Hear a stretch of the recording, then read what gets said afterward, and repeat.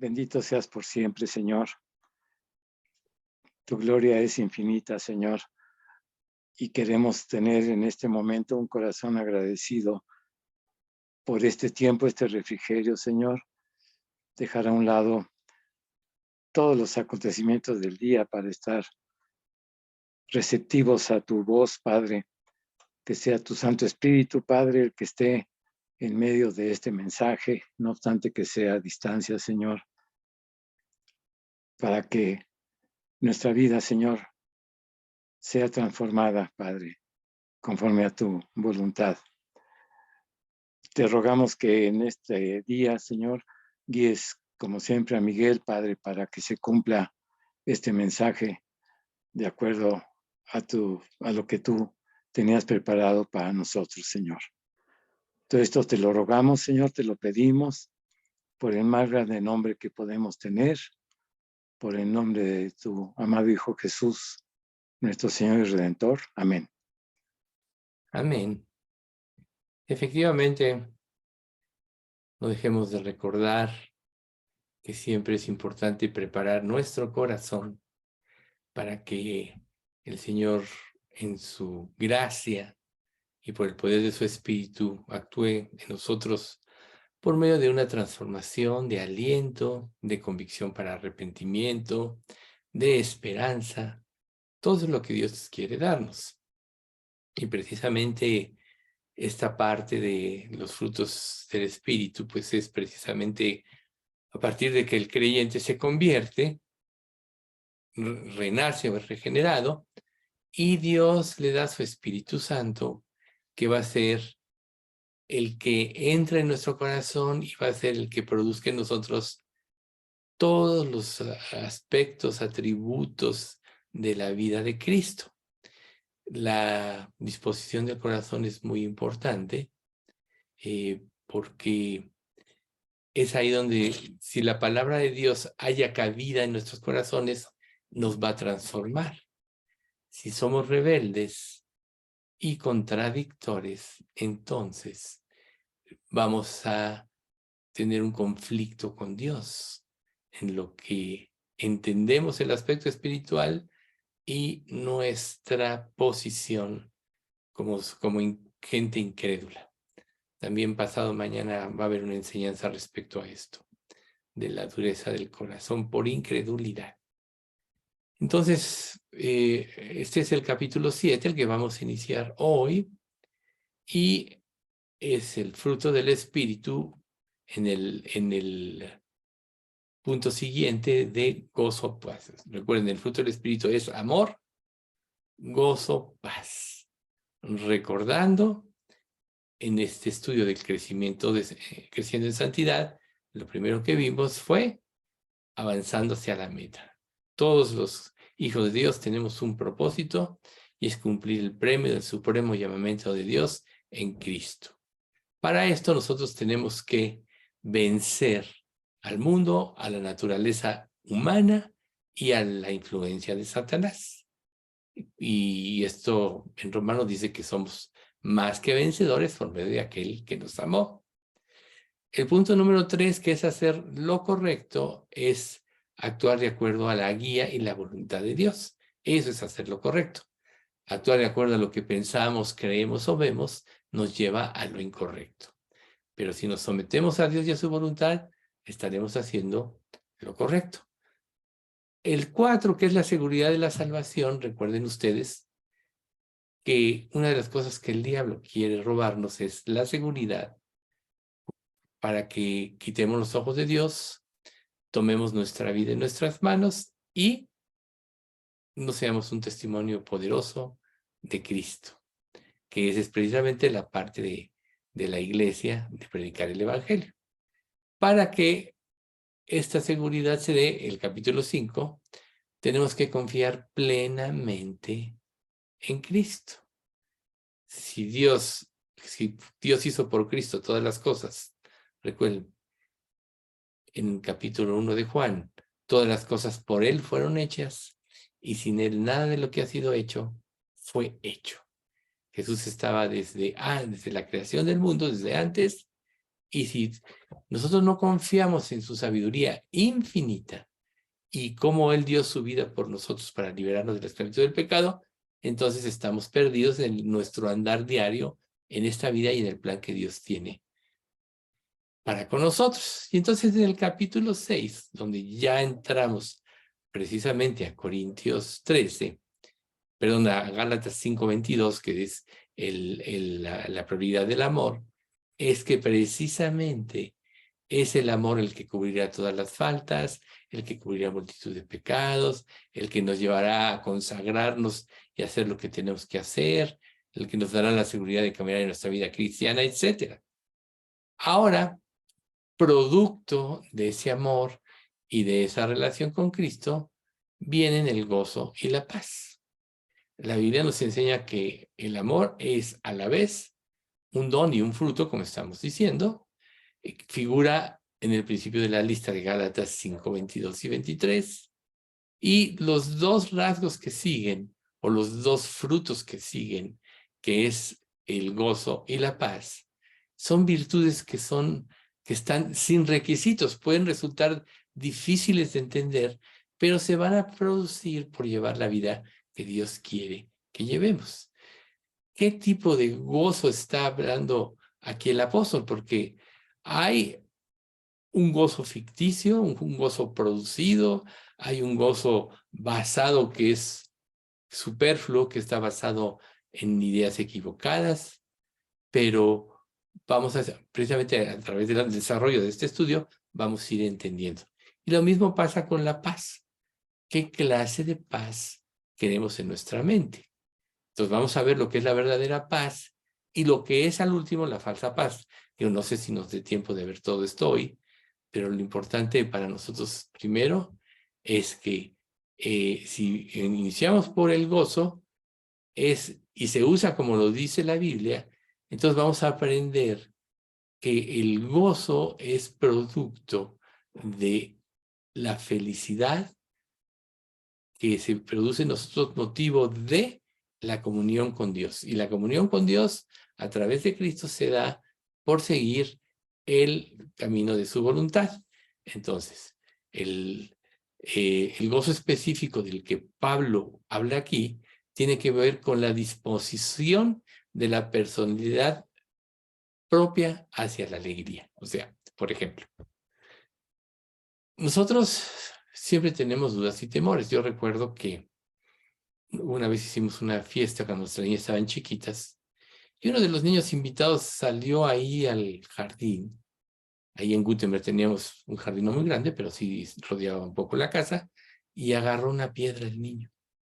Y entonces le digo, ¿y por qué agarra esa piedra? Es que por si vienen los ladrones.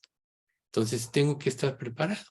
Yo dije, qué raro, el niño viene a disfrutar de una fiesta, de regalos, del pastel, etcétera.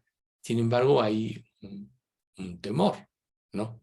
Ese niño tenía inseguridad, y seguramente esta inseguridad se la habían infundido sus padres, ¿cierto? Vivimos en un mundo de maldad, las circunstancias cambian, estamos viviendo cambios tan drásticos y tan acelerados que ni siquiera acabamos de comprender el primero cuando ya se viene otro y otro y otro y otro. Y esto causa angustia, causa en un sentido de vacío también, de incomprensión. Y entonces el gozo verdadero tiene mucho que ver con Dios. Nosotros no podemos comprender todas las cosas, pero nosotros sí podemos confiar plenamente en lo que el Espíritu Santo está haciendo en nosotros. Entonces, el Espíritu Santo siempre va a desenmascarar lo que está mal y lo que nos impide tener la comunión con Dios, que es lo que nos impide tener el gozo de la salvación. Podríamos decir que es un aguafiestas en cuanto al sistema de pensamiento básico del ser humano. ¿Por qué? Porque siempre va a desenmascarar todo lo que hay dentro de nosotros. O sea, eso siempre está activo y nunca se va a burlar de nosotros. O sea, no va a ser sarcástico ni va a ser indolente a lo que nosotros vivimos, ni va a guardar silencio. Entonces, cuando el Espíritu de Dios mora en nosotros, la personalidad se va moldeando mediante la presencia de ese amor ágape en el alma. O sea, ¿quién nos confirma el amor de Dios? El Espíritu Santo. ¿Quién nos da primero la convicción de pecado? ¿Quién nos lleva al arrepentimiento? ¿Quién nos da la fe? ¿Y quién nos confirma el amor de Dios? El Espíritu Santo, porque está dentro de nosotros. Dios está en nosotros y Él siempre va a actuar para nuestro beneficio. Entonces vamos a sentirnos amados y vamos a poder responder correctamente. Entonces va a venir esa alegría interna, que es el gozo de caminar con Cristo. Recuerden, andarán dos juntos si no estuvieran de acuerdo. Caminar con Cristo trae ese sentido de seguridad, ese sentido de que Dios tiene el control de todas las cosas, aún del futuro, y no importa que este mundo se vaya destruyendo, Dios siempre nos va a guardar. Si no, recordemos cuando Dios hace el juicio en Egipto, y empezaron a venir plagas, y muchas de esas plagas la tierra de Gosén no la afectaron. ¿Por qué? Porque Dios la apartó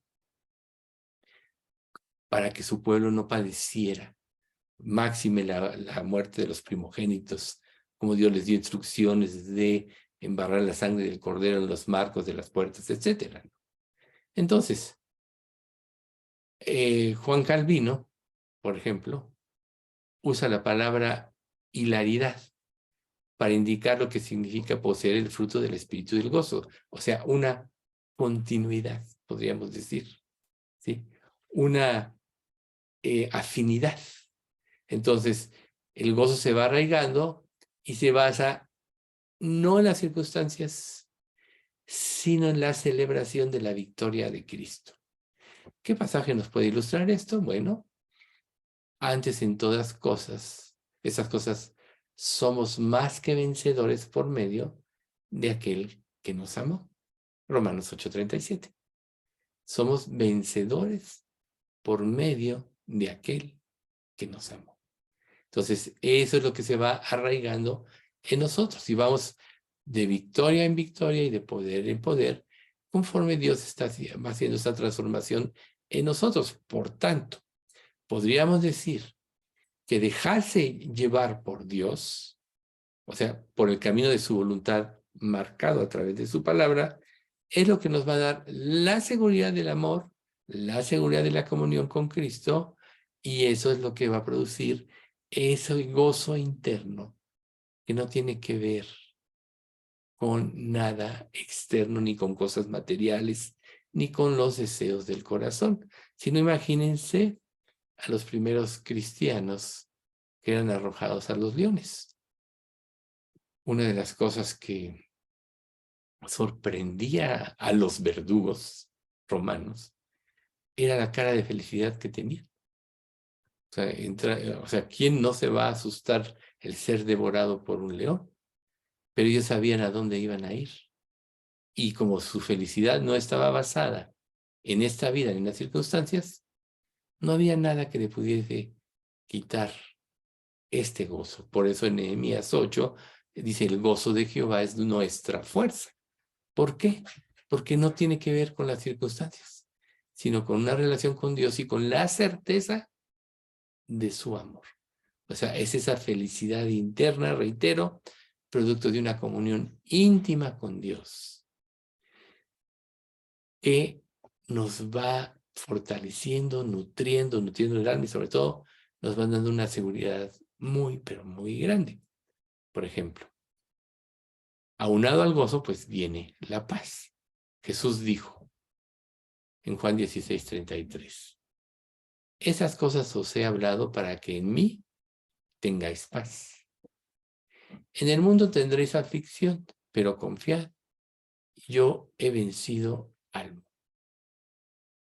Entonces, podríamos decir, volviendo al gozo, que no va a ser nunca algo superficial ni frívolo, ni va a ser una felicidad ficticia que se pueda producir hipócritamente en una comunidad aún cristiana. Tampoco va a ser algo empalagoso, ligero o superficial, que se convierte en una farsa, como pasa en muchos. A muchos falsos religiosos, tú les ves una aparentemente cara de piedad, pero el conflicto está en sus corazones. Pero Dios espera que todos los creyentes experimentemos la felicidad de la comunión y que estemos siempre gozosos, como dice 1 Tesalonicenses 5:16, que en un sentido es como un mandamiento. Estar siempre gozosos. Y lo vamos a entender cuando nuestra confianza en Dios vaya creciendo y cada día vaya siendo más absoluta.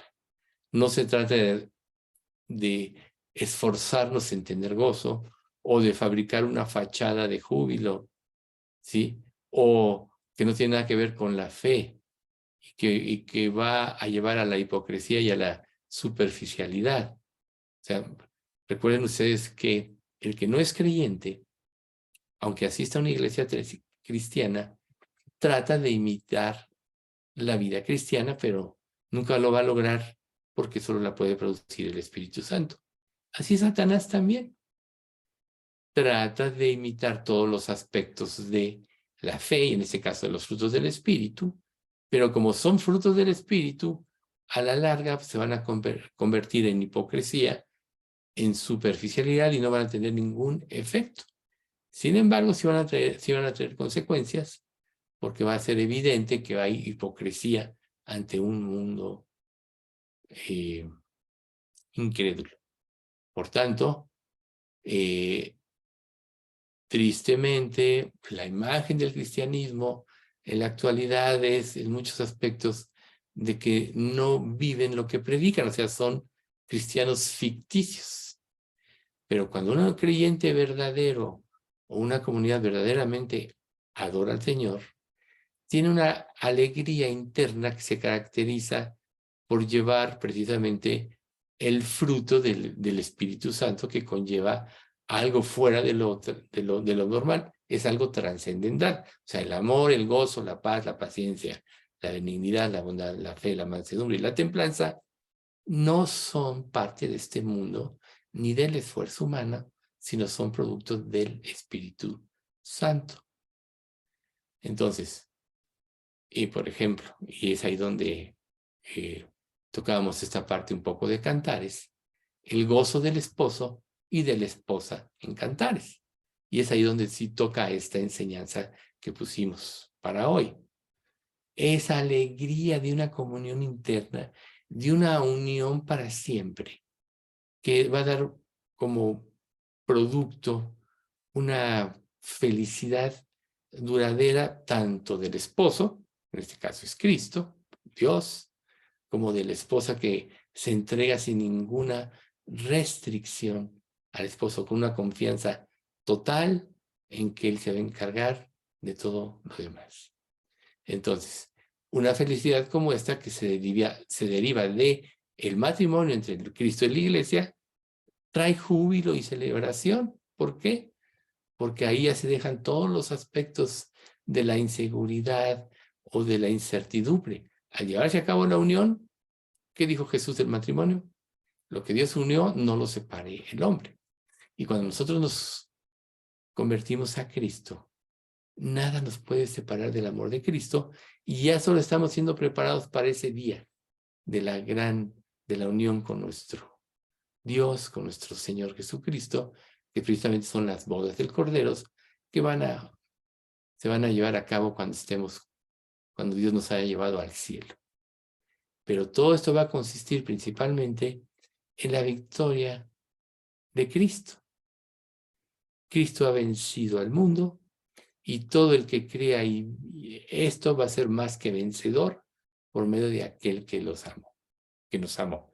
Y esto va a producir una felicidad interna que, reitero, no tiene nada que ver con las circunstancias. Por tanto, el gozo de la vida cristiana es algo que nosotros tenemos que anhelar, buscando la comunión, la seguridad, la certidumbre del amor de Dios y que Él tiene lo mejor de lo mejor para nosotros.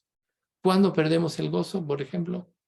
cuando no le creemos, cuando desobedecemos su mandato, cuando no seguimos los principios que Él nos da, o cuando aún manejamos el principio, algún principio, queriendo añadirle cosas para, a final de cuentas, salirnos con nuestra voluntad. Ahí se pierde esa comunión, porque esa comunión está basada en una plena confianza y en una plena entrega, producto de una plena obediencia. Entonces, esto es una victoria, podríamos decir, cósmica, dentro del terreno de nuestros corazones, porque no tiene nada que ver con lo terrenal. Pero sí nos capacita para sentirnos seguros y gozosos. Es un júbilo interno que llega en medio de lo que vivimos. Este mundo se está destruyendo. Podríamos decir, estamos viviendo circunstancias funestas porque todo va hacia la destrucción. Por eso Jesús, el pasaje que acabamos de leer de Juan 16:33, en el mundo tendréis aflicción, pero confiad, yo he vencido al mundo. O sea, ahí se produce el gozo. Somos más que vencedores. Cristo ya venció. Nosotros ya vencimos en Cristo. Nada nos puede separar del amor de Dios. Pero si ponemos los ojos, dejamos de tener confianza y ponemos los ojos en las circunstancias, entonces vamos a ir a lo trágico. Y entonces, pues vamos a perder ahora sí que el rumbo. Pero si a pesar de lo trágico confiamos en Dios, no viendo las circunstancias, sino depositando verdaderamente en nuestra fe, nuestra esperanza y nuestra confianza en Dios, entonces estaremos alegres aún en medio del sufrimiento. Si no, imagínense a todos los siervos del Antiguo Testamento. Ahí tenemos el ejemplo de Hebreos 11, de todos los campeones de la fe. Pero el capítulo 12 de Hebreos dice que por el gozo puesto delante de él, Jesús sufrió la cruz y menospreció el oprobio. Y se nos exhorta a nosotros a que corramos con paciencia la carrera que tenemos por delante, puestos los ojos en Jesús. Ahí es precisamente lo que nos va a llevar a entregar nuestra vida. ¿Cuál fue el gozo puesto delante de Jesús? Todas las personas que Él iba a redimir a través de su sacrificio, con las cuales iba a poder compartir por toda la eternidad, como coherederos con Él de todas las cosas. Por supuesto que en este mundo pues hay sufrimiento, hay problemas, y no vamos a estar alegres en medio de las pruebas, en medio del sufrimiento. Pero si nosotros sabemos que Dios tiene el control, sabemos que tenemos que hacer como un duelo ante cada situación para que a través de ese duelo Dios nos libere de la carga de lo que estamos viviendo. Por eso en el libro de Eclesiastés se señala que es mejor ir a la casa del luto que a la casa del banquete, porque aquello es el fin de todos los hombres, y el que vive lo pondrá en su corazón. Entonces Dios quiere que todo lo que experimentemos en esta vida, aún el dolor y el sufrimiento, si Dios lo permite, lo veamos como una enseñanza que nos va a liberar de la esclavitud del pecado, de la opresión, de la mentira, y nos va a llevar a la plena confianza en Dios. Y entonces ahí se va a producir el gozo verdadero. El gozo de saber que Dios está por nosotros, como dice Romanos. Si Dios es por nosotros, ¿quién contra nosotros? Entonces, cada día estaremos más arraigados. Cada día estaremos más fundidos con Dios. Y el gozo que Él va a producir en nosotros, nadie nos lo va a poder arrebatar. ¿Por qué? Porque no está en función de las circunstancias, sino en lo que nosotros hagamos, sino en la victoria de Cristo. Por tanto, el gozo está unado también a la confianza. ¿Cómo voy a tener yo felicidad interna, gozo, si dudo de Dios? Si dudo que las circunstancias que estoy viviendo, Dios las permitió para instruirme, para enseñarme, para formar a Cristo en mí. Si dudas, entonces cometes errores. Siempre va a ser así. ¿Por qué? Porque la duda te va a llevar a tomar caminos equivocados. Y aunque todavía no tomas ningún camino, te produce la incertidumbre. ¿Y quién puede decir que apropia el amor si tiene incertidumbre? ¿Cuál es la victoria, por ejemplo, en una pareja que contrae matrimonio para durante todos sus años del matrimonio? Es la confianza en el amor de su cónyuge. Si no hay confianza, ¿qué va a suceder? Nunca se va a poder entregar plenamente. Siempre va a haber celos, siempre va a haber ese sentido de abandono. Y si en este mundo es así, imagínense con Cristo. ¿Cómo vas a entregarle tu vida y tu confianza a Cristo si tienes desconfianza de Él? En el momento en que nosotros nos convertimos, recordemos que le entregamos nuestra vida. Y como dice 1 Corintios 6, 19 y 20, bueno, dice, ¿o ignoráis que vuestro cuerpo es templo del Espíritu Santo, el cual está en vosotros, el cual tenéis de Dios y que no sois vuestros? Glorificad pues a Dios en vuestro cuerpo y en vuestro espíritu, los cuales son de Dios. Nuestra vida ya no nos pertenece. ¿Pero a quién se la entregamos? ¿Aquel que dio su vida para liberarnos del pecado? ¿Aquel que a través de tomar nuestra vida nos dio la libertad para amar, la libertad para cambiar, la libertad para tener esperanza de un futuro? Entonces, el triunfo de Cristo es fundamental para nosotros. Nosotros podemos tratar, por ejemplo, en este mundo con varios tipos de personas. Personas optimistas, personas pesimistas, personas inseguras, personas seguras. ¿Por qué las personas seguras logran más que las personas inseguras? Porque transmiten su seguridad y traen confianza. ¿Qué pasa con una persona insegura? Siempre va a tener dudas y va a transmitir sus dudas. Por tanto, nunca va a tener ni a dar confianza. Entonces, para nosotros como creyentes, la seguridad en la victoria de Cristo es lo que nos va a dar ese gozo interno que nos va a permitir vencer las circunstancias, confiado en el amor de Dios, en que somos más que vencedores por medio de aquel que nos amó. Recuerden ustedes cuando Jesús envió a sus discípulos a esa misión y les dio poderes extraordinarios para hacer milagros. Los mandó a expulsar demonios, los mandó a sanar.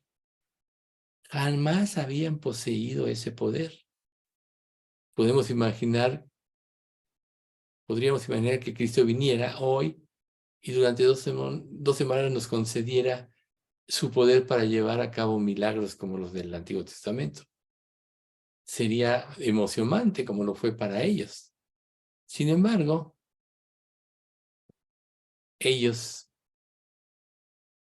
definitivamente su entusiasmo fue en la seguridad que les compartió Jesús. O sea, a nosotros Dios nos da un poder espiritual basado en el poder del Espíritu Santo. Pero ¿qué le dijo a final de cuentas Dios a sus discípulos después de que todos llegaron llenos de alegría, contando todos los milagros que habían hecho? Les dijo, no os regocijéis de que los espíritus se os sujetan, sino regocijaos que vuestros nombres están escritos en los cielos. Lucas 10:20. Por tanto, la mayor felicidad no está de lo que aún Dios puede hacer a través de nosotros, sino en nuestra relación y en nuestra comunión con Él, de lo cual deriva todo lo demás. Si un creyente no tiene esta confianza, no va a crecer en la gracia, No va a entender muchas cosas, pero cuando confía va a crecer en la gracia, va a entender lo que produce el verdadero gozo y la felicidad. Y entonces va a estar ajeno a las circunstancias. ¿Cuántos de nosotros no podemos hoy estar sufriendo por las circunstancias que vivimos? Angustiados, no nada más por nosotros, sino por la salvación quizá de nuestros familiares, de nuestros seres queridos, etc. Pero si nosotros confiásemos en Dios, sabríamos que Dios es justo. O sea, es verdad que la Biblia dice, muchos son llamados, pocos escogidos, y que Dios desde antes de la fundación del mundo nos escogió.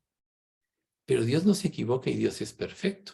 Entonces nuestra alegría no está fundada en lo que vaya a suceder, sino en lo que es Dios y lo que ya hizo por nosotros, y la confianza en su carácter amoroso, irrevocable. O sea, conocer la verdad, podríamos decir, no nada más nos hace libres, sino es una fuente de alegría. ¿Por qué? Porque la verdad está de acuerdo a nuestra conciencia, está de acuerdo a lo que somos. O sea, Dios nos hizo a su imagen y semejanza. ¿Qué nos hizo perder la confianza? El pecado, así como Adán y Eva. Inmediatamente que pecaron, pues perdieron su confianza en Dios, entonces usaron de subterfugios para poder justificar lo que habían hecho. No, la mujer que tú me diste, se taparon con hojas de higuera, él habló y se escondieron, etc. O como Caín, ¿dónde está tu hermano? ¿Qué soy yo, guarda de mi hermano? Entonces le dice, ¿qué has hecho? Pues Dios lo tiene que enfrentar. La voz de tu hermano clama, ¿no? O sea, siempre Caín lo mató, sabía bien, pero qué actitud arrogante tuvo con Dios. Pero todo esto es evidencia de la falta de confianza en Dios, de la falta de confianza en su amor. Cuando confiamos en su amor, sabemos que ya todo está escrito y lo que está escrito y es lo mejor de lo mejor. Por tanto, siempre vamos a estar de acuerdo con él. Ahora, Dios nos dejó el poder depositar en él a través de la oración todas estas cosas. Por eso nos dice, por nada estéis afanoso, sino sean conocidas vuestras peticiones delante de Dios con toda oración y ruego. Él quiere que oremos, él ya sabe lo que va a hacer, pero también quiere que aprendamos ese ministerio de la intercesión. Recuerden, Jesús tenía una vida de oración, siendo muy de mañana, siendo aún muy oscuro, se levantó a orar. Por ejemplo, cuando iba a escoger a sus discípulos, pasó toda la noche orando. Dependió siempre de Dios, y depender de Dios trae el gozo y trae la seguridad. O sea, el gozo no es un escepticismo irracional de frivolidad, sino es una alegría enraizada y basada en la realidad universal del amor de Dios. Jesús tiene la victoria, la ha ganado porque siempre obedeció, y nosotros somos más que vencedores desde el momento que pusimos nuestra fe y nuestra esperanza en Él. Por tanto, no importa cómo nos vaya en esta vida. Dios nos puede dar cosas que podamos disfrutar o puede no darnos nada. Pero nada va a ser una tragedia, ni va a causar dolor ni tristeza cuando nosotros confiamos en la salvación y tenemos ese profundo júbilo por lo que Cristo ya hizo por nosotros en la cruz. Es un motivo de alegría. Y entonces el gozo lleva a la paz. O sea, eso es algo muy importante. La paz implica una armonía total con Dios. Es una relación de las más profundas o un sentimiento de los más profundos que podemos experimentar cuando nosotros conocemos el carácter de Dios. Recuerden, por ejemplo, cuando Jesús vino, que dijo, paz en la tierra y buena voluntad para con los hombres. El pueblo judío vivió muchas guerras, pudo haber tenido paz, pero debido a su incredulidad, debido a su rebeldía, las guerras las tuvieron, y ellos anhelaban la paz. De hecho, una de sus expectativas cuando el Señor Jesucristo vino a este mundo es que a través de este líder que iba a subyugar a Roma y a todos los que los oprimían, iba a traer la paz. Eso es lo que Israel pensaba. ¿Y cuál decepción no tuvieron cuando él dijo que él no había venido a traer paz, sino espada? Entonces, aquí nosotros podemos desconcertarnos porque decir, bueno, aquí, ¿de qué tipo de paz está hablando Pablo? Recuerden, por ejemplo, los judíos. Aquí nosotros decimos, hola, que te vaya bien, etc. Para los judíos era tan significativa la paz que ellos usaban la palabra shalom. Era muy importante para ellos desearse paz unos a otros. Por ejemplo, decían shalom alejem, que quiere decir la paz esté contigo. Y la respuesta era alejem shalom, que quiere decir y a ti también. Imagínense a vos cuando está intercediendo con Ruth. Esas fueron las palabras que ellos dijeron. No era un hola, un adiós como es en nuestra cultura. Solo para evidenciar lo importante que era para ellos la paz. Y una de las cosas que, por ejemplo, este mundo quiere, a través de la seguridad de una riqueza, de un seguro que proteja, o de una póliza contra la enfermedad, etcétera, es tener tranquilidad y, en un sentido, paz. Pero en realidad, en este mundo no hay paz. Jesús decía, en el mundo tendréis aflicción, pero confiad, yo he venido al mundo, por ejemplo, para Roma. Ellos usan la palabra pax con X, ¿sí? Y esta se dio principalmente cuando Roma tuvo un periodo largo de paz durante todo su imperio, ¿sí? La inseguridad procedente de una guerra constante dejó huella sobre el pueblo judío, que buscó con desesperación el final de las guerras, lo anhelaban más que otra cosa. Entonces, ellos esperaban en el Mesías el cumplimiento de esta visión profética, cuando Isaías dice, y juzgará entre las naciones y reprenderá a muchos pueblos, y volverán sus espadas en rejas de arado y sus lanzas en hoces. No se alzará espada nación contra nación, ni se adiestrarán más para la guerra. Esto va a suceder con Israel, pero después de que Cristo regrese a la tierra, en el reino milenario. Ellos nunca vieron la parte del Mesías por ese anhelo, y por eso tampoco pudieron ver al Mesías. Por ejemplo, en Isaías 9:5 dice, porque todo calzado que lleva el guerrero en el tumulto de la batalla y todo manto revolcado en sangre serán quemados, pasto de fuego. Esa es otra promesa por la que los judíos anhelaban esa paz. Y ese es precisamente el producto de la historia redentora. Todo el mundo anhela que la paz reine, ¿sí? En el Antiguo Testamento se exhortaba al pueblo a pedir en oración por esa paz. Por ejemplo, el Salmo 122:6. Pedid por la paz de Jerusalén. Sean prosperados los que te aman. Entonces, podríamos decir que la paz era como un sinónimo de salvación en el Antiguo Testamento, porque reflejaba un estado entre las relaciones, un estado de armonía entre Dios y la humanidad, entre los seres humanos y Dios.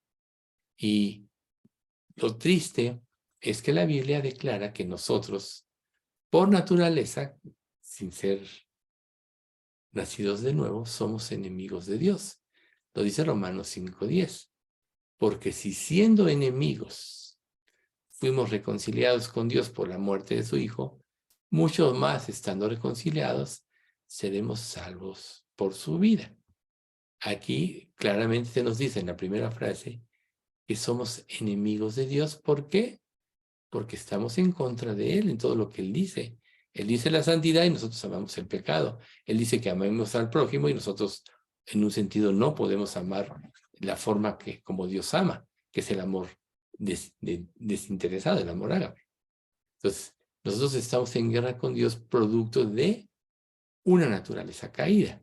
Por tanto, el sentimiento de paz es algo muy difícil de tener, y es algo de que los judíos anhelaban. Pero para nosotros, cuando venimos a Cristo, vivíamos separados de Dios, pero se termina esta separación.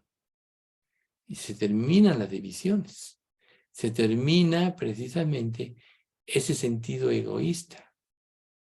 Entonces, nosotros en este mundo, todos nacimos de los 40 para acá.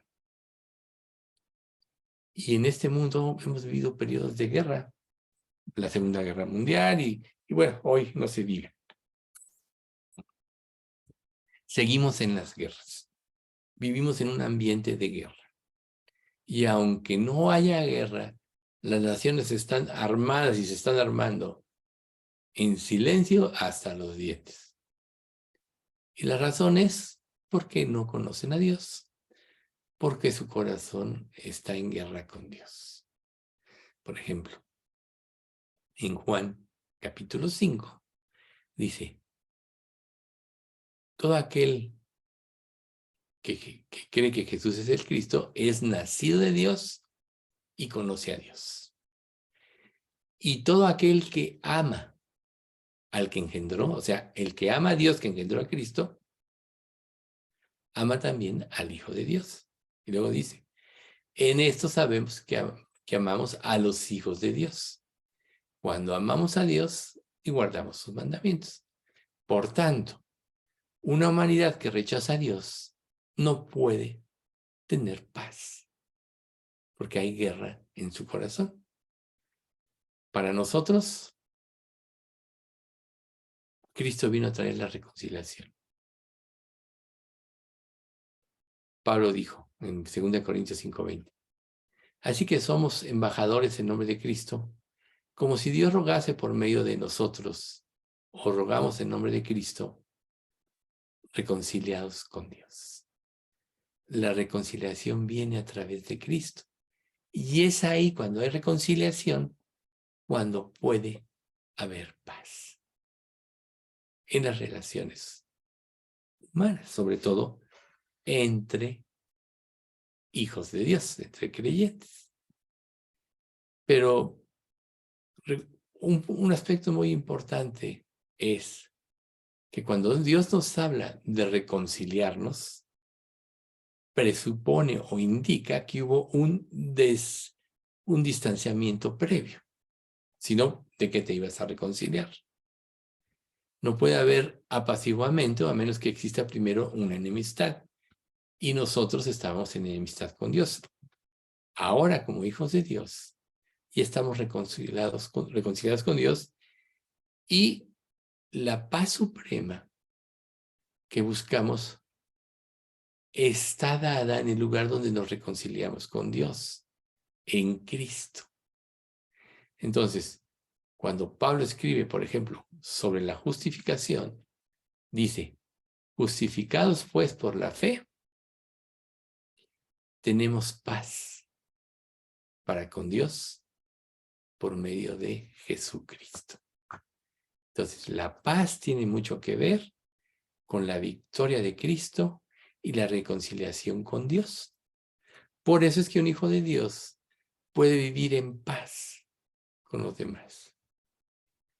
La cruz, nuestro arrepentimiento y nuestra justificación nos llevan a una comunión y a una armonía restauradas con Dios. Ahí está. Dios no tiene nada contra nosotros.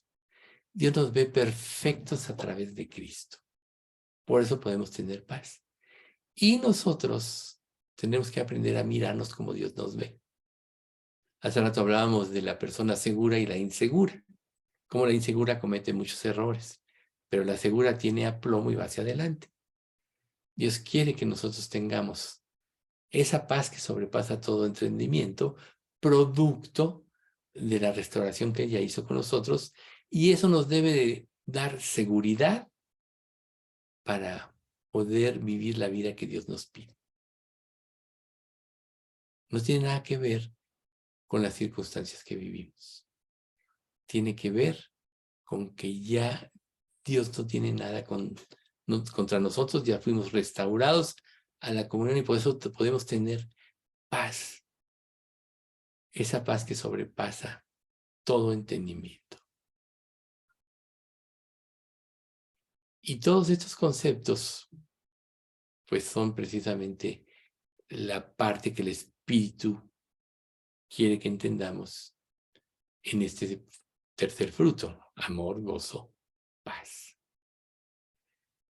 Después de que se establezca la paz con Dios, o cuando se establece la conversión, y que el Espíritu Santo es derramado en nuestros corazones, y nos da esa capacidad de amar, y ese gozo que produce de estar en nosotros y tener comunión con Dios, entonces nosotros vamos a tener la facultad de vivir en paz con Dios y de ayudar a otros a tener paz con Dios. Por eso en el Sermón del Monte se dice: bienaventurados los pacificadores, porque de ellos es el reino de los cielos. ¿Quién es un pacificador? El que puede ayudar a una persona a reconciliarse con Dios. Eso es un testigo de Cristo. Ese es un pacificador. Pero no puede ser pacificador si primero no tiene él esa paz producto de la salvación y la comunión con Dios. Entonces, muchas iglesias que mandan aún a sus propios misioneros a hablar de Cristo sin ser salvos, sin tener una vida de gozo y paz, una vida de verdadera entrega, lógico, fracasan, porque en cualquier relación muy pronto se va a evidenciar lo que realmente son. Muy pronto va a salir a flote lo que hay en nosotros. Pero cuando somos transformados por Dios y sale a flote esto es lo que se llama el testimonio. No el testimonio es lo que nosotros podamos producir por querer portarnos bien, sino el testimonio es la transformación que Dios hace en nuestra vida por medio del poder de su Espíritu Santo, que nos da el gozo, la paz y la seguridad de la salvación. Podríamos decir entonces, y como lo dijo Juan Calvino, que el fruto del Espíritu es opuesto al espíritu pendenciero y el espíritu de conflicto, que es el espíritu de este mundo. Entonces, ¿cómo son tus reacciones en la vida, por ejemplo? Ya vas a saber cuál es el espíritu que tú tienes: reconciliador o espíritu pendenciero. La persona que está creciendo en la gracia es alguien que sigue el mandato apostólico de vivir en paz con todos en lo que ella dependa. Por ejemplo, el que exhorta, dedíquese a la exhortación; el que reparte, con liberalidad; el que preside, con solicitud; y el que hace misericordia, con alegría.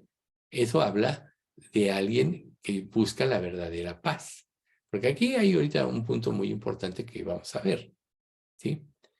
Pero lo más importante es que un creyente maduro es una persona pacífica, que escucha la bendición de Jesús cuando él declara: bienaventurados los pacificadores, porque ellos serán llamados hijos de Dios. La evidencia, por tanto, de ser un hijo de Dios es tener ese espíritu de paz.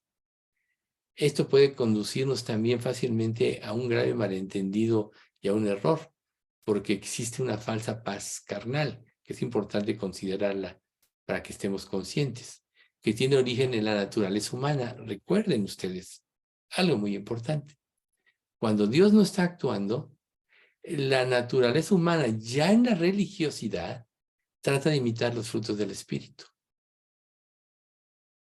Pero como no nace de la disposición del amor verdadero, producto del amor apropiado por Dios y vuelto a otras personas, sino en la cobardía, entonces trae conflictos y en lugar de que haya paz, va a haber mayores conflictos.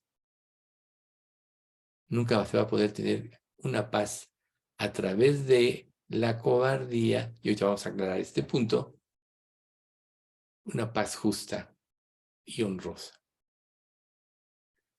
que es lo que podríamos llamar la pacificación.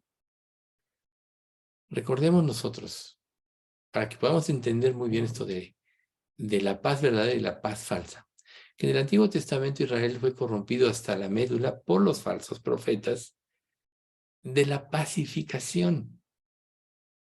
Recuerden ustedes, por ejemplo, a Jeremías, y curan la herida de curan la herida de la hija de mi pueblo con liviandad, diciendo, paz, paz, y no hay paz.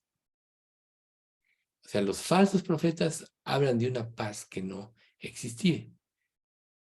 Y siempre los creyentes o los cristianos estamos en ese peligro de, por no enfrentar las cosas correctamente, usar la ligereza, ¿sí?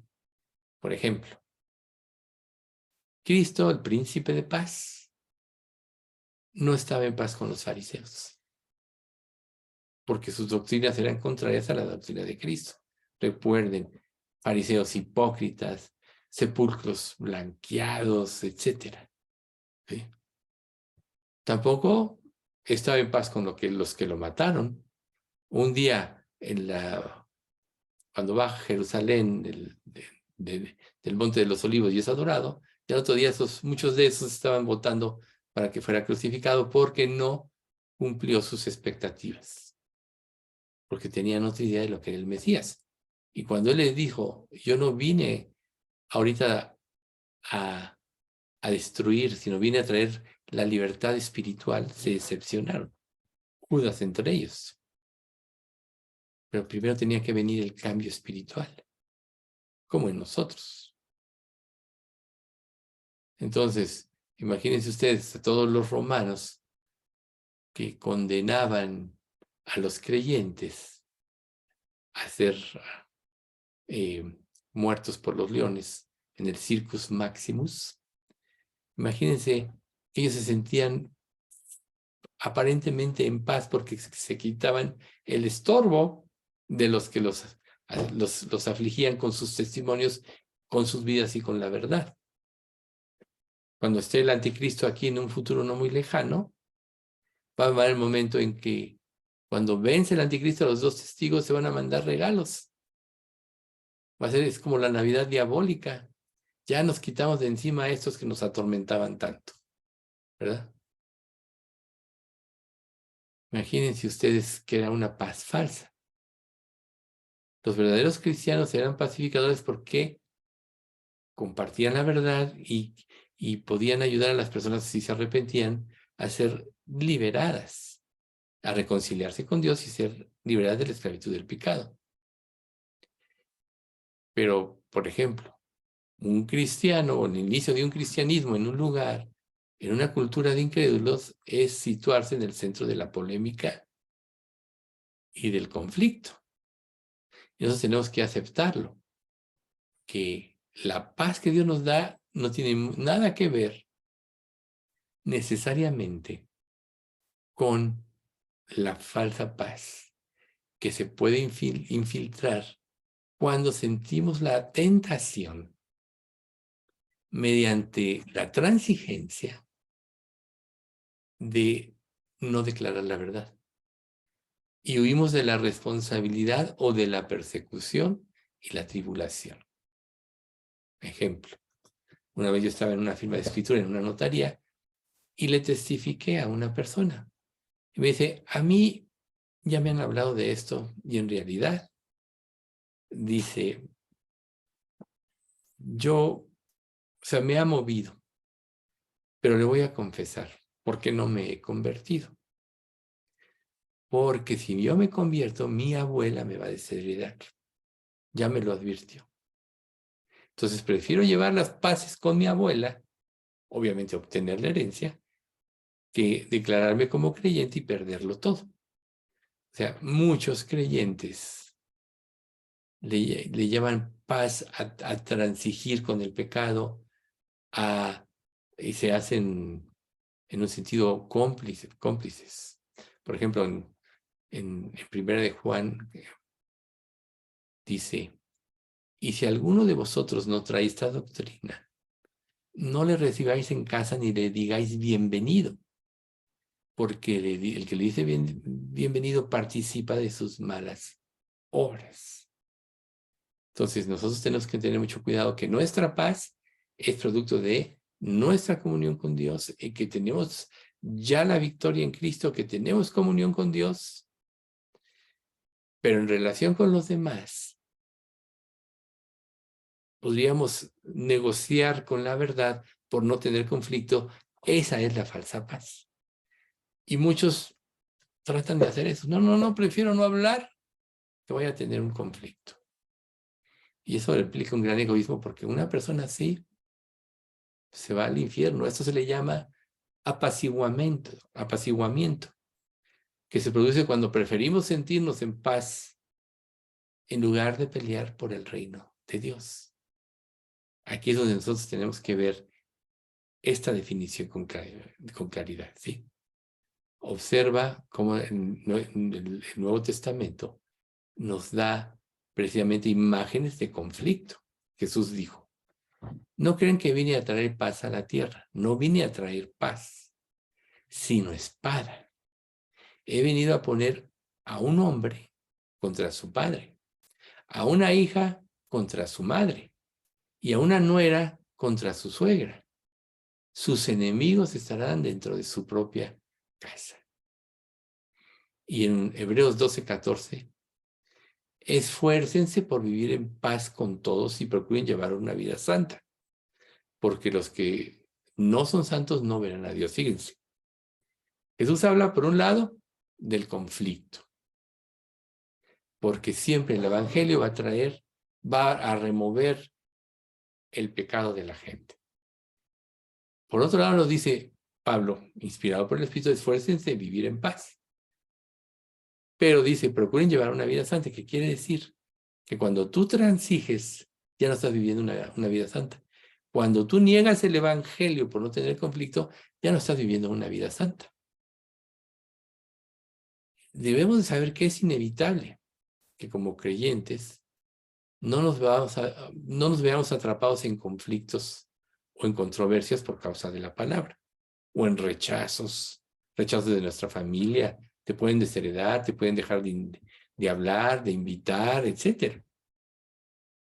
Es como si nos viéramos en un torbellino, porque la cruz de Cristo conlleva a una ofensa integrada para el mundo. ¿Por qué me dices que soy un pecador? ¿Por qué me estás juzgando? Recuerden la estrategia, ¿no?, de Ray Comfort.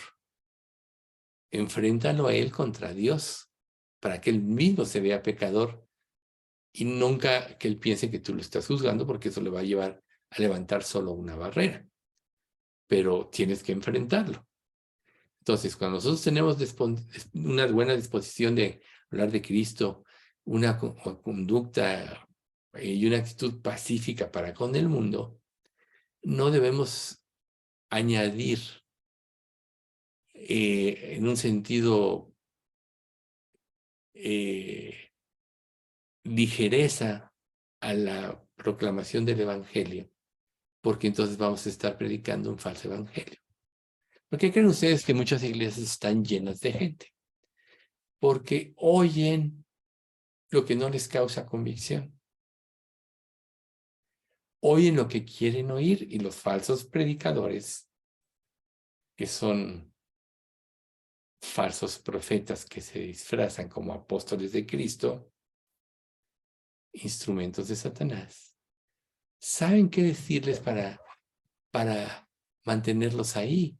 Y podemos ver iglesias llenas de gente, pero gente que se va a ir al infierno. Recuerden, muchos son llamados, pocos los escogidos. Es preferible que te digan la verdad en una situación a que te cambien la situación por no herirte, por no tener conflicto. Pero hay una paz que viene de arriba, que es producida por Dios cuando vivimos de acuerdo a como Él quiere. Y esa te la dice Filipenses 4:7. Así experimentarán la paz de Dios que supera todo lo que podemos entender. Esta es la versión NTV. La paz de Dios cuidará su corazón y su mente mientras vivan en Cristo Jesús. La paz de Dios nos posibilita a estar en paz en medio de este mundo, independientemente de lo que pase, independientemente de nuestras relaciones con los demás, porque estamos en comunión con Dios. O sea, Cristo vino a traer paz, dijo la verdad. Él dijo, ay, no vaya a herir yo a los fariseos. Pobrecitos, se van a sentir mal. ¿Qué les dijo Jesús?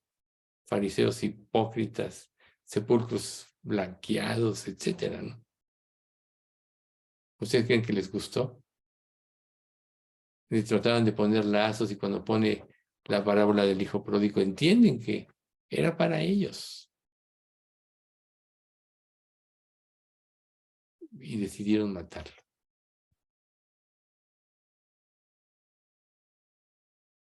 Pero ¿qué declaró Jesús cuando estaba en el aposento alto? No se turbe vuestro corazón. Creéis en Dios, creed también en mí. Juan 14:1. No dejen que el corazón se les llene de angustia. Confíen en Dios y confíen también en mí. Esa es la misma versión en la NTV. Y prosiguió el mismo pasaje. La paz os dejo, mi paz os doy. Yo no os la doy como el mundo la da. Entonces podríamos decir que esta paz de Dios trasciende y es totalmente diferente a la paz de este mundo.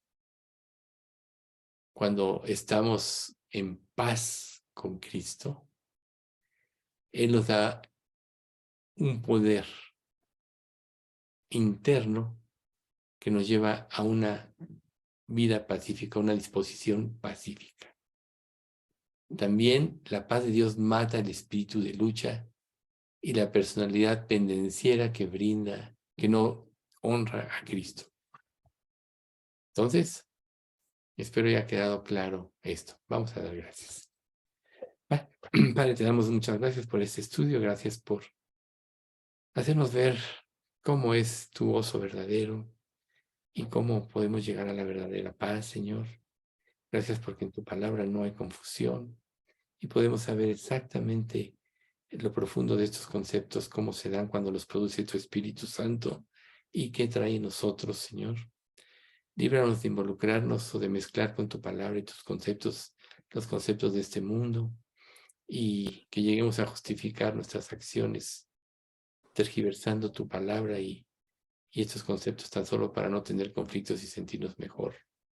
Señor, enséñanos a ser fieles instrumentos tuyos y a mantenernos en comunión y en paz contigo, a que tú produzcas ese gozo en nuestra vida que sea lo que nos sostenga bajo cualquier circunstancia que vivimos o que vivamos.